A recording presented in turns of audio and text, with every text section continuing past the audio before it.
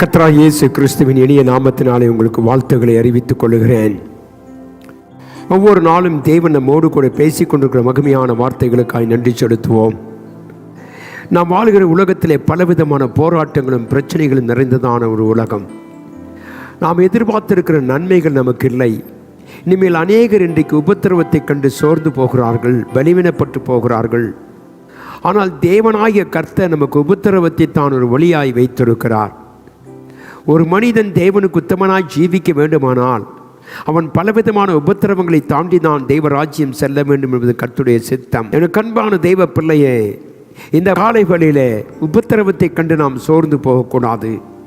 நம்முடைய ஆண்டவர் உபத்திரவத்தில் நம்மோடு கூட இருப்பேன் என்று வாக்குத்தத்தம் செய்திருக்கிறார். நாம் வாசிப்போம் என்று சொன்னால் யோவான் எழுதிய சுவிசேஷம் 16ஆம் அதிகாரம் 33வது வசனத்தை வாசித்தோமானால், என்னிடத்தில் உங்களுக்கு சமாதானம் உண்டாகி இருக்கும் பொட்டு இவர்களை உங்களுக்கு சொன்னேன். உலகத்திலே உங்களுக்கு உபத்திரவம் உண்டு, ஆனாலும் திடன் கொள்ளுங்கள், நான் உலகத்தை ஜெயித்தேன். கர்த்தராகிய ஆண்டவர் நமக்கு முன்னாகவே சொல்லுகிறார்.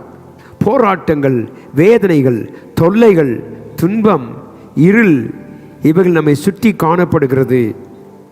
இஸ்ரவேலை சுற்றிலும் பல போர் மேகங்களை சூழ்ந்திருந்ததை அவர்கள் அறிந்தார்கள். ஒரு மனிதன் தன் ஜீவியத்திற்காக போராட வேண்டிய நிலைமை இருந்தது. என கண்பான தெய்வ ஜனமே, இந்த அதிகால வேளையில் நாம் பார்க்கிறதான சில சூழ்நிலைகளை பார்க்கும் பொழுது பூமி அதிர்ச்சிகளும், பஞ்சமும், கொள்ளை நோயும், அந்தகார வல்லமைகளும் நாம் வாழ்கிற உலகத்தை அது சுற்றி இருக்கிறதை நாம் பார்க்கிறோம். ஆனால் மறந்துவிடக்கூடாது. கர்த்தராகிய ஆண்டவர் சொல்லுகிறார், திடன் கொள்ளுங்கள், நான் உலகத்தை ஜெயித்தேன். கர்த்தராகிய ஆண்டவர் இந்த உலகத்தில் எப்படிப்பட்ட பாடுகளையும் போராட்டங்களையும் தாண்டித்தான் அவர் நமக்காக மரித்து 3ஆம் நாள் உயிரோடு கூட எழுந்து பிசாசின் தலையை நசுக்கி அவருடைய எல்லா விதமான காரியங்களையும் கர்த்தர் அழித்து தான் நமக்கு வெற்றியை வைத்திருக்கிறார். ஆகவே தேவனுடைய பிள்ளையே, நம்முடைய ஆண்டவர் நம்மோடு கூட இருப்பதற்கு காரணம் என்ன? உபத்திரவத்தின் நாட்களிலே உன்னை தாங்கி பிடிக்கிறவராக, உன்னை உயர்த்துகிறவராக, உன்னை மேன்மைப்படுத்துகிறவராக, உனக்கு சகல நன்மையும் செய்வேன் என்று கர்த்தர் வாக்குத்தத்தம் சொல்லுகிறார். எனக்கு அன்பான தெய்வ பிள்ளையே, வேதம் சொல்லுகிறது, சங்கீதம் 31ஆம் சங்கீதம் 7வது வசனத்திலே, நம்முடைய ஆத்துமா வியாகுலத்தை அறிந்திருக்கிறவர், நம்முடைய உபத்திரவங்களை அறிந்திருக்கிறவர். ஆகவே தான் தேவனுடைய பிள்ளை நாம் சோர்ந்து போகாதபடிக்கு தேவ சமூகத்திலே காத்திருந்து ஜெபிக்க வேண்டும்.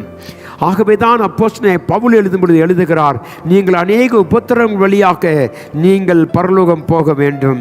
என கண்பான தெய்வ ஜனமே, இந்த கால வேளையில இந்த செய்தியை கேட்டுக்கொண்டிருக்கிற நறுமையான தெய்வ பிள்ளைகளே, மறந்துவிடக்கூடாது. கர்த்தர் உபத்திரவத்தில் உன்னோடு கூட இருக்கிறவர், போராட்டத்தில் உன்னோடு கூட இருக்கிறவர்.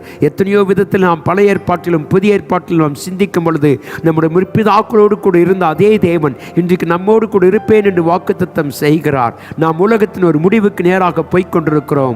நம்முடைய உன்னதமான தெய்வத்தை சந்திக்க நாம் ஆயத்தப்பட்டு கொண்டிருக்கிறபடினாலே சாத்தான் பலவிதமான உபத்திரவங்களையும் போராட்டங்களையும் கொண்டு வந்தாலும் நாம் சோர்ந்து போகாதபடி தேவ சமூகத்தை காத்திருந்து உபத்திரவத்தை ஜெயிப்பதற்கு தேவனுடைய பலனை நாம் பெற்றுக்கொள்ள வேண்டும். ஆகவே தான் கர்த்தர் சொன்னார், உலகத்தின் முடிவு பரியந்தம் உங்களோடு கூட இருப்பேன் என்று வாக்குத்தத்தம் செய்திருக்கிறார். எதற்காக நம்மோடு இருக்கிறார்? நம்முடைய ஆவிக்குரிய ஜீவியத்திலும் மனிதன் உலக பிரகாரமான ஜீவியத்திலும் தேவனாய கர்த்தர் நம்மோடு கொண்டு நம்மை தூக்கி நடத்தவர் வல்லவராக இருக்கிறபடியினாலே உபத்திரவத்தை கண்டு நாம் சோர்ந்து போக வேண்டாம். தேவன் நம்மோடு கொண்டிருக்கிறார். அவர் உலகத்தை ஜெயித்தவர், வானத்துக்கும் பூமிக்கும் சகல அதிகாரம் படைத்தவர். அவரால் ஆகாத காரியம் ஒன்றுமில்லை.